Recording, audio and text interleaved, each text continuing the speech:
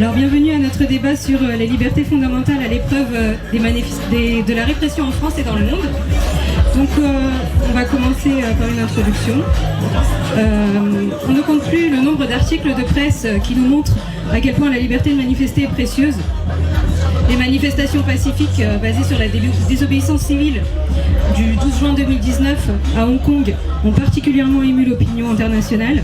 Elles visent le projet de loi autorisant les extraditions vers la Chine des criminels qui ont été considérés comme une intrusion de la Chine dans le système juridique indépendant de Hong Kong.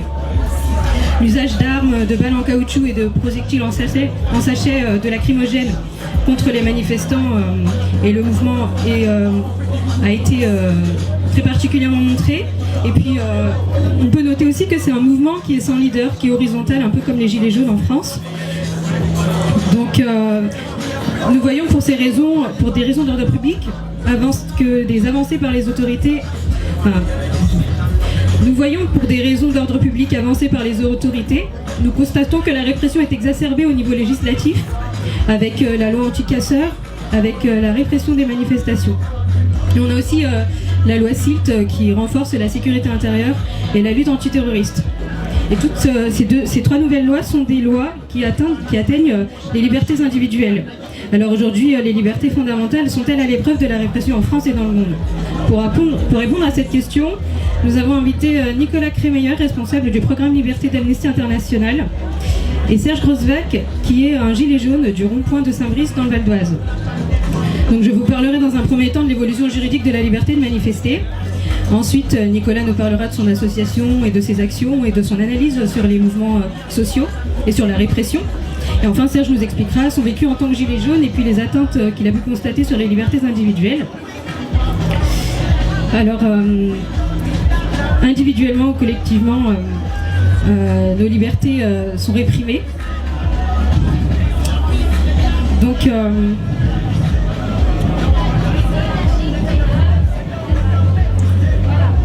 là, je vais vous parler de l'évolution juridique de la liberté de manifester. Donc ce n'est pas comme le droit de grève, ce n'est pas un droit qui est inscrit dans la Constitution, même si dans l'article 10 de la Déclaration des droits de l'homme et du citoyen de 1789, on fait référence à la liberté de ses opinions religieuses et des manifestations pourvu qu'elles ne trouvent pas l'ordre public. On a aussi la décision constitutionnelle de 1995 qui reconnaît le droit à l'expression collective. Donc on a deux lois fondatrices qui parlent de la liberté de manifester. On a le décret-loi de 1935 qui a été abrogé en 2012, mais dont on a gardé quelques dispositions dans les articles du Code de sécurité publique, qui était la conséquence de manifestations antiparlementaires. Et depuis 1994, dans le Code pénal reconnaît la manifestation comme liberté et punit les entraves à la liberté. Le fait d'entraver d'une manière concertée à l'aide de menaces l'exercice de la liberté d'expression, du travail, d'association, de réunion, de manifestation est puni d'1 an d'emprisonnement et de 15 000 € d'amende. Et on a aussi le droit international qui a évolué à ce niveau-là. On a la Charte des droits fondamentaux de l'Union européenne, dans son article 10, qui dit que toute personne a le droit à la liberté de pensée, de conscience, de religion, de manifester. Elle est entrée en vigueur avec le traité de Lisbonne de 2007 et a une portée contraignante. Donc elle s'applique à tous les États membres de l'Union européenne. Il ne faut pas oublier aussi qu'il y a la Convention européenne de sauvegarde des droits de l'homme, qui a un statut de convention internationale. Donc elle est entre la loi et la Constitution en France. Et elle s'applique grâce à l'article 55 de la Constitution de 58. Ensuite, avec ces bases juridiques qui confirment la liberté de manifester, on a des lois répressives qui sont apparues par la suite. Donc on a la loi tendant à réprimer certaines formes nouvelles de délinquance de 1970, qui fait suite aux événements de 68, sous Pompidou.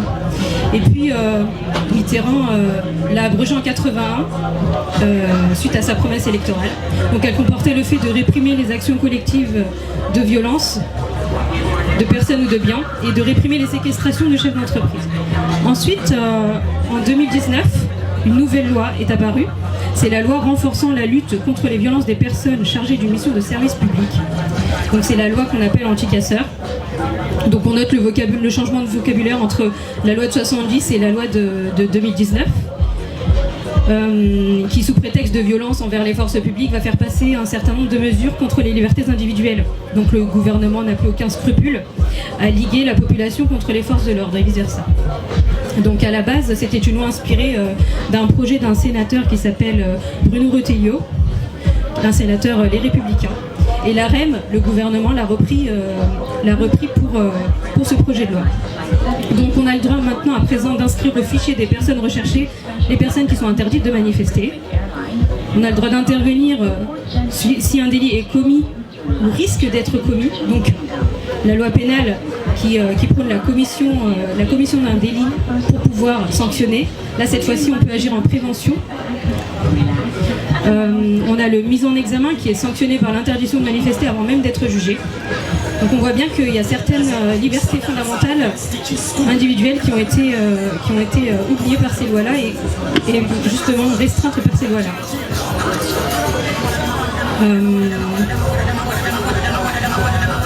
Donc là je vais laisser la parole à Nicolas Crémeyer qui va nous parler d'Amnesty International et de vos actions.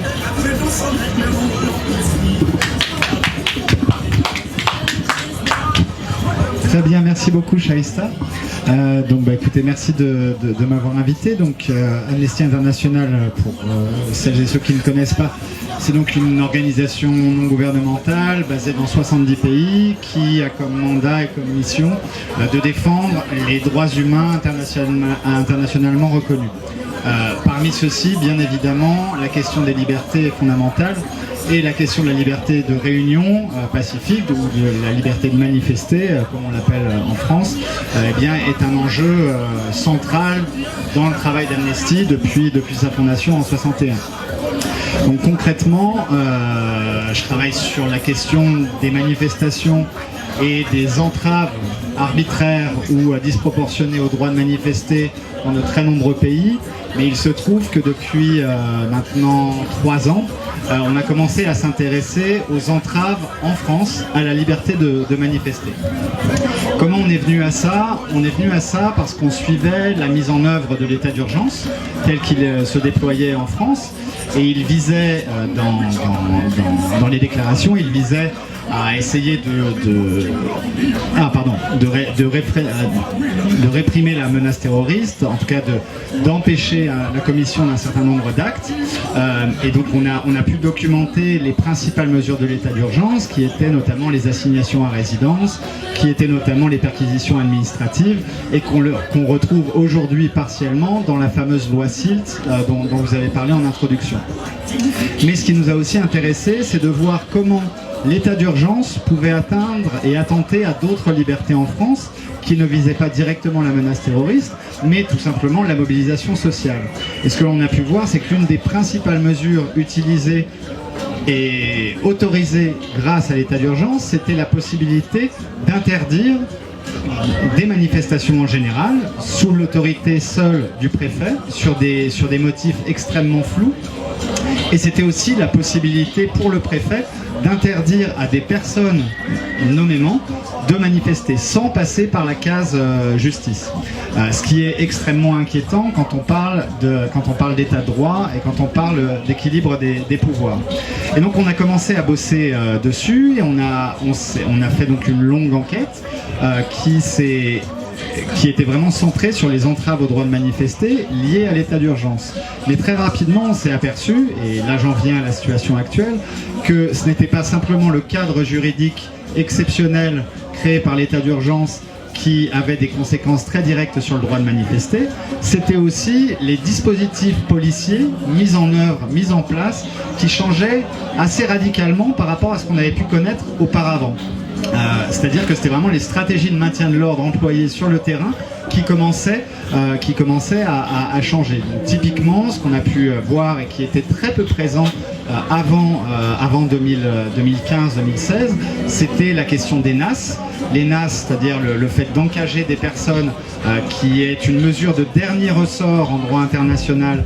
C'était des NAS qui se multipliaient, c'était le fait de couper des cortèges, c'était le fait d'entourer ou de filtrer l'entrée des manifestations avec des points fixes où il était extrêmement difficile de pouvoir à la fois entrer, mais où on a commencé à voir des confiscations de matériel, où on a commencé à voir le fait que du matériel basique de protection contre les gaz lacrymogènes était confisqué à cette occasion-là. Donc c'était à l'époque, on laissait les foulards si on voulait rentrer en manifestation, si on avait du sérum physiologique, on devait le jeter, etc., etc.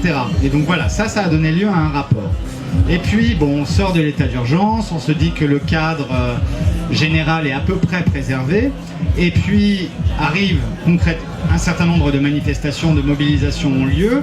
On a plutôt l'impression, dans un premier temps, que sous la présidence Macron, un certain nombre de stratégies de maintien de l'ordre ne sont plus employées. Et puis arrive décembre 2018, les Gilets jaunes, et là, une espèce d'explosion de l'ensemble des moyens d'entraver une manifestation que l'on voit se mettre en place très rapidement. Alors, j'en citerai 4 axes. Le premier, c'est l'usage complètement massif et disproportionné d'armes considérées comme des armes de guerre. Donc c'est la question bien évidemment du LBD 40, c'est la question des grenades de désencerclement ou des grenades explosives GLIF-4 qui, on le rappelle, les grenades, on est quand même le seul pays de l'Union européenne à utiliser en maintien de l'ordre ce type d'armement. Concernant les LBD 40, on est l'un des seuls pays de l'Union européenne à l'utiliser en maintien de l'ordre, mais en tout cas aucun pays de l'Union européenne ne l'a aussi massivement utilisé que pendant les premières semaines et les premiers mois du mouvement des Gilets jaunes. Donc c'est vraiment la question des armes, c'est la question de vouloir interpeller, taper et pas simplement repousser des manifestants, qui était quand même la base des stratégies de maintien de l'ordre dites à la française, c'est-à-dire on repousse avec du gaz lacrymogène, mais on ne va pas au contact, on ne va pas à l'affrontement. Ce que l'on a très rapidement vu, c'est des unités de police qui ne sont absolument pas formées au maintien de l'ordre, employées pour aller taper, interpeller et aller au contact. Ce qui a créé, loin d'avoir apaisé les tensions, ce qui les a décuplées en manifestation. Et donc, on peut bien évidemment, en tout cas ce que l'on peut constater, c'est que la stratégie de maintien de l'ordre employée, si elle visait officiellement à faire baisser le niveau de tension et de violence des manifestants comme de la police, a en fait largement contribué à envenimer les choses sur le terrain. Troisième axe, très rapidement, que l'on a pu observer à partir du 1er décembre, ce sont les interpellations massives.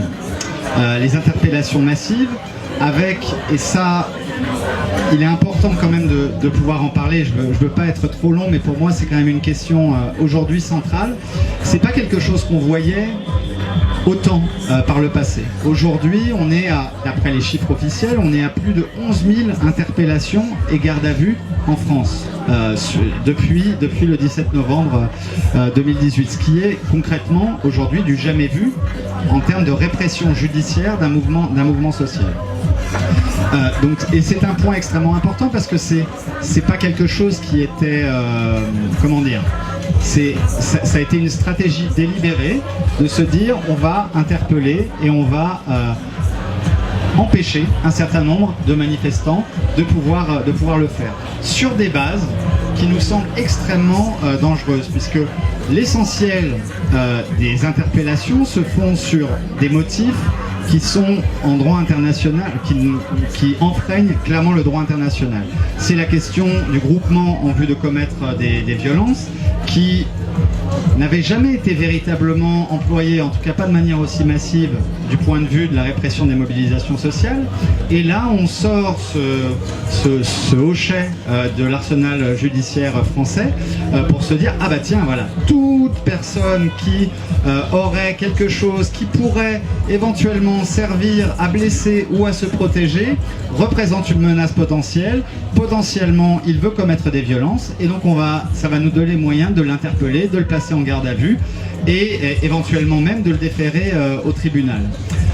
Et cet angle de la répression judiciaire est aujourd'hui ce qui nous semble l'un des points les plus inquiétants aujourd'hui et sur lesquels je pense on pourra revenir. Enfin, dernier axe, l'impunité des forces de l'ordre en France est une réalité documentée, connue depuis de très nombreuses années. Amnesty International et bien d'autres ont fait des enquêtes et des rapports qui montrent que les mécanismes d'enquête sur les agissements de la police, en gros l'IGPN pour la faire courte, ne sont pas opérationnels, ne sont pas efficients, tout simplement par manque d'indépendance de l'IGPN et par manque de moyens donnés aux enquêtes. Et puis par une forme d'impunité de fait qui fait que dès qu'un policier est mis en cause, il y a une protection immédiate de sa hiérarchie, des syndicats, mais aussi des gouvernements en place. Et la responsabilité des autorités politiques,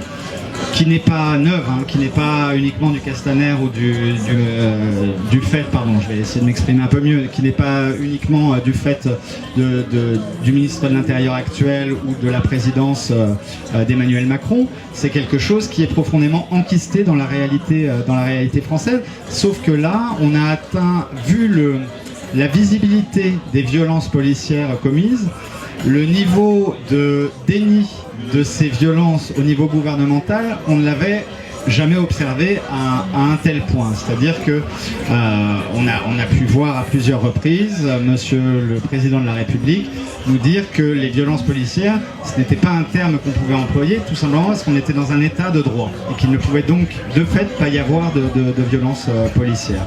On a pu voir aussi à chaque fois le ministre de l'Intérieur dire mais il faut attendre le contexte, alors qu'on avait des dizaines et des centaines de vidéos, de photos, de témoignages concordants à l'appui qui montraient un usage complètement disproportionné et arbitraire de la force. Voilà un petit peu sur les 4 points. J'ai déjà été un petit peu long, donc je vous redonne la parole. Merci Nicolas. Maintenant je vais donner la parole à Serge qui va nous témoigner un peu ce qui se passe au niveau des Gilets jaunes. Alors, excusez-moi sur la forme, vous voyez, je me lève, je voudrais mettre un peu de poids dans ce que je vais dire parce que je pense que c'est grave. Et je voudrais parvenir à vous faire ressentir toute l'émotion et toute la gravité que je ressens sur cette situation. Le témoignage que je veux vous apporter simplement à partir de mon rond-point, c'est vous dire que j'ai des copines qui ont peur d'aller manifester. Et c'est pas normal. J'ai des copines, lorsque le gendarme est intervenu samedi, qui pleure, tellement elle a d'émotion, tellement c'est difficile, elle pleure pour pouvoir parler à un gendarme. Il y en a une autre, c'est une femme, elle a eu des enfants. Et elle m'explique que maintenant, comme elle vient manifester, elle est obligée d'acheter des slips spéciaux. Parce qu'avec le gaz, ça fait tellement tousser le gaz, qu'elle en pisse dans son froc. C'est ça manifester aujourd'hui. Et c'est immensément grave. Et il y en a beaucoup qui effectivement ne viennent plus, ont peur. Ils ont leur opinion, mais ils ne peuvent plus l'exprimer. Et on peut toujours me chanter ce qu'on veut sur état de droit. Le droit, il se mesure à ce que les gens vivent. Et ce que les gens vivent aujourd'hui, c'est odieux. C'est odieux. Et le deuxième témoignage que je veux vous amener personnel, donc j'ai été arrêté samedi sur les Champs-Élysées. J'ai manifesté mes idées. C'est-à-dire que j'y suis allé avec un ballon de baudruche jaune que j'ai gonflé. Et donc on est venu m'arrêter pour ça. Voilà, on est venu m'arrêter pour un ballon de baudruche. Va-t-on parler de liberté d'expression avec cela? Et si vous prenez toute la mesure de ce ballon de baudruche, tout ce que les gens ont dans le cœur, c'est qu'en fait, il y en a plein qui ont chanté autour. Qu'ils ont été obligés de bloquer les Champs-Élysées pour ce ballon de baudruche, que j'ai fini menotté, qu'on m'a amené au commissariat pour un ballon de baudruche. Ceci dit, ça se termine, on me dit « Ok, monsieur, on prend votre déposition, vous repartez ». Mais voilà comment ça se passe aujourd'hui. Et ça se passe relativement bien pour moi parce que je suis d'une famille de militants, je suis d'une famille de résistants et que je suis né dans cette éducation de ne jamais céder devant la force lorsqu'elle est injuste. Mais que de souffrance autour de nous. Lorsque j'ai été arrêté, on était nassé. Alors, chiffre officiel de la police, j'ai entendu 28 personnes. La panique, c'était dur pour les gens qui étaient avec moi. Parce qu'eux n'avaient aucune formation, aucune éducation à ça. C'est de la souffrance qu'ils font. Et ça, il faut le dénoncer avec la plus grande force. Parce que c'est nos libertés qui sont en train de déraper. Et il y a le point suivant. Parce que quand vous êtes gilet jaune, il y a plein de discussions. Et s'il y a quelque chose qui marque, c'est que beaucoup me disent, moi la politique avant je m'en occupais pas. Mais alors maintenant je discute, je me renseigne, j'apprends. Et ce que j'entends, c'est que tous ces gens qui apprennent, eh bien l'ensemble des pouvoirs, ils disent la police, non, elle est au service des puissants. La justice, non, elle est au service des puissants. Les médias, non, ils sont au service des puissants. C'est-à-dire que tous les pouvoirs perdent un à un toute leur légitimité. Et si vous pensez à l'avenir du pays, il faut penser à cette dimension-là. Elle est grosse, elle est lourde, elle est forte pour l'avenir. Alors effectivement, aujourd'hui, manifester devient extrêmement dur. Tu l'as dit. C'est... Vous déclarez une manifestation, vous êtes encerclé de CRS. Cet été, on était moins nombreux. Manifestation invisible, CRS devant, derrière, sur les côtés. Vous devez être rendu invisible. Si vous êtes un peu trop nombreux, on coupe en deux la manifestation et on camoufle et on décourage et on éloigne. Ça n'est pas digne d'un pays comme le nôtre. Ça n'est pas digne de l'idéal de liberté qui fonde notre pays. Alors c'est d'abord, je voudrais envoyer une alerte aux autorités, parce que ce que vous faites, vous qui êtes au pouvoir, vous ne mesurez pas comment vous êtes en train de faire exploser le pays. Parce que la rage, elle est là. Et si vous imaginez par ces sales coups la faire taire, mais alors vous vous trompez comme pas possible. Imaginez que cet été on avait dit on va faire une pause, il y a les vacances. Non, pas possible. Pas possible, les copains ils veulent se revoir. Ils veulent se voir et ils veulent repartir à la bataille. On ne sait pas exactement comment les choses se mettent en place tout doucement. Mais s'il y a une chose qui est certaine, ça va exploser, ça va péter. Jamais je n'ai vu le pays dans cet état-là. Et jamais je n'ai vu les autorités aussi déconsidérées dans la tête des citoyens.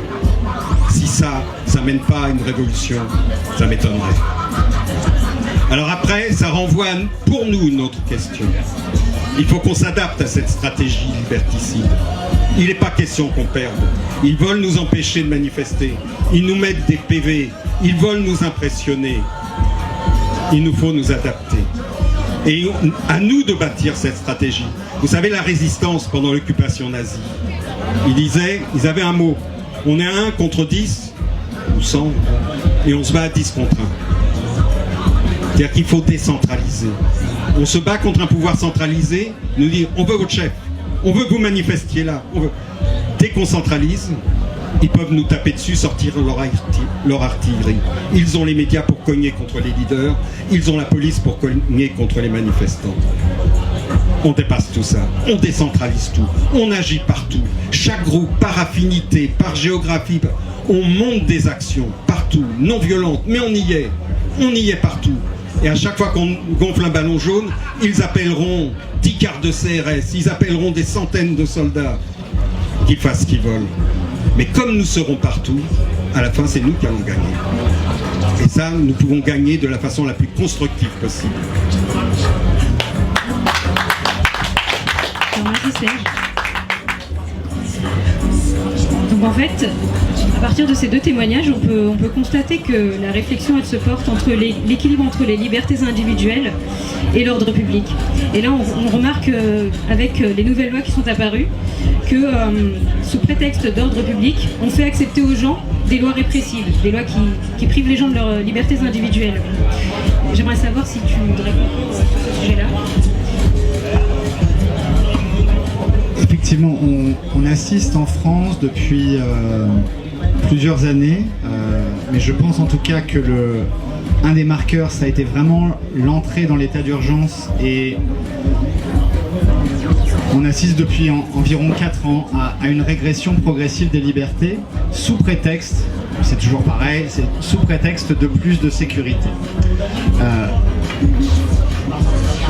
L'état d'urgence, je disais que ça a été un marqueur, à notre sens, très important. Pourquoi? Parce que quand on habitue toute une population pendant 2 ans à une législation d'exception, une législation qui est faite, qui est reconnue en droit international, mais qui est faite pour répondre à des circonstances exceptionnelles dans des délais extrêmement circonstanciés et courts. Quand on habitue un pays à vivre sous des lois exceptionnelles, eh bien on voit bien qu'il y a une contamination progressive qui se fait à la fois dans les esprits, mais qui se fait aussi vers le législateur. Un exemple de ça. L'état d'urgence, une grande partie de ces mesures a été transposée dans la fameuse loi SILT, je le disais tout à l'heure. Mais ils n'ont quand même pas osé, dans la loi SILT, donner au préfet le pouvoir de pouvoir interdire une manifestation sans justification ou d'interdire administrativement à une personne de manifester. Mais quand même, qu'est-ce qu'on a vu passer à travers la fameuse loi anti-casseurs? Qu'est-ce qu'on a vu?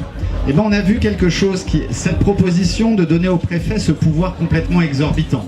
Le préfet, c'est quand même le représentant de l'État, de l'exécutif, donc on imagine bien que dans une manifestation qui revendique forcément contre un gouvernement, quel qu'il soit, on imagine bien que le préfet n'est pas forcément l'autorité la plus indépendante qui soit. Donc quand on confie ce pouvoir complètement exorbitant à un préfet, ça donne lieu à des dérives absolument délirantes qu'on a constatées dans l'état d'urgence.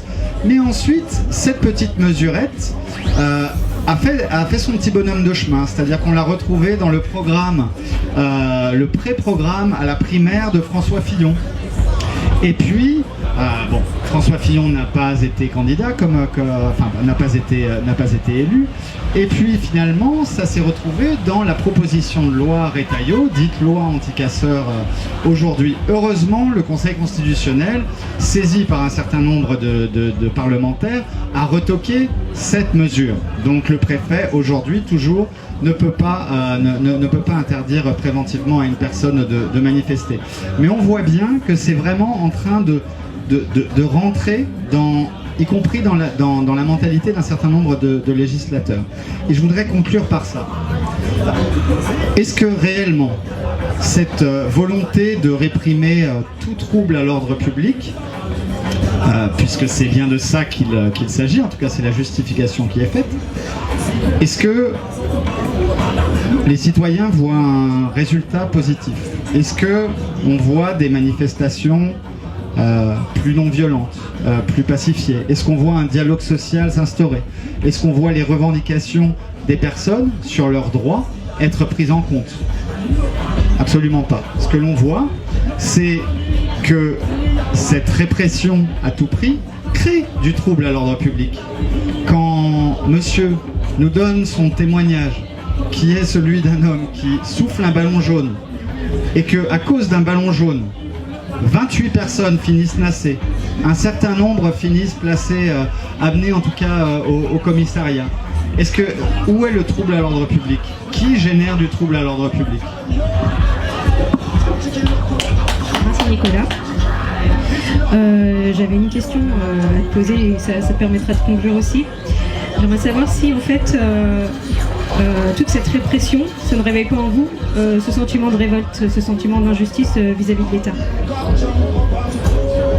Alors, si tu permets, je voudrais réagir parce que je crois que c'est pas uniquement une question de loi. Cette situation arrive depuis quelques années. On assiste à une accélération, à une dégradation. Mais en fait, moi j'ai le souvenir des grandes victoires populaires avec des manifestations immenses qui n'en finissaient pas. Et l'État, à un moment donné, a perdu. Et je pense qu'ils ont tiré la leçon de ça. Ils ont dit comment nous allons vaincre les grèves pour les cheminots, les manifestations pour le peuple. Et à partir de là, ils ont commencé à dégrader la situation. Ils ont commencé à rendre insécures les manifestations. Que ce soit Nuit debout ou la loi travail, c'est systématique. Dès qu'un mouvement attire un peu de monde, des incidents sont provoqués au plus haut niveau. Et il y a une chose qui doit être relevée dans l'affaire Benalla. on se centre sur lorsque ce con casse la gueule à 2 touristes. Mais ce qui est important, c'est que fait ce bonhomme dans les réseaux de commandement de la police lors des manifestations. Eh bien moi je suis convaincu, parce que j'ai trouvé très cohérent l'intervention de la police pour abîmer les manifestations, je suis convaincu qu'il est là pour ça. C'est-à-dire qu'au plus haut niveau, on fabrique les provocations qui rendent impossible de manifester. Et des témoignages, j'en ai d'autres. Voilà, je peux pas être trop long là-dessus, mais moi je suis du Havre, je les connais les dockers. C'est des mecs très fiers, ouais, macho, voilà. Mais quand ils arrivent avec leur tambour, on est tous vachement heureux et fiers d'eux. Mais c'est aussi des adultes, ils savent ce qu'ils font.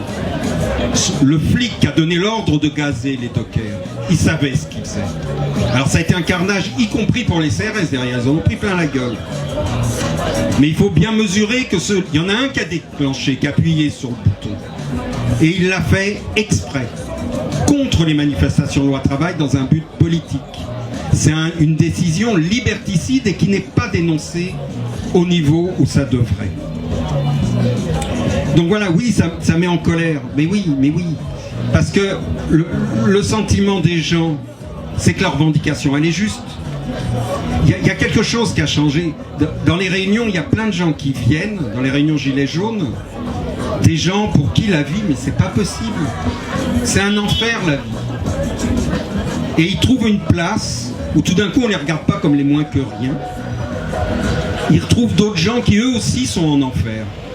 Et du coup, ils sont en train de réaliser que ce qu'ils vivent tout seuls, ils sont des millions. Et que c'est pas juste, et que rien ne justifie ça. Et en plus, ils veulent le dire et on leur interdit. On les insulte. Alors oui, ça les met en colère. Mais c'est ce que je disais au début. Dans cette colère, c'est toutes nos institutions qui sont en train de s'effondrer. Et je revois le signal là-dessus. Parce qu'on va pleurer à un moment donné. Mais quand tout ça va tomber, comment on reconstruit derrière? Moi, tout mon engagement, c'est quand même pour un futur meilleur. C'est pas pour démolir. C'est pour construire quelque chose d'humain. Et là, on est en train de tout faire péter. Et mon appel, c'est aussi à ces gens qui applaudissent ce pouvoir sans se poser de questions. Mais quel con! Mais quel con, parce qu'ils vont en prendre plein la gueule. Ce qui s'est passé derrière l'étoile, avec la Jaguar qui crame, l'hôtel particulier qui crame. Entendez le signal. Entendez le signal. C'est des millions de gens qui ont cette colère au fond d'eux. Et si on n'est pas capable de donner une issue démocratique à cette exigence massive, eh bien oui, ça va péter parce qu'il n'y aura pas d'autre manière de l'exprimer.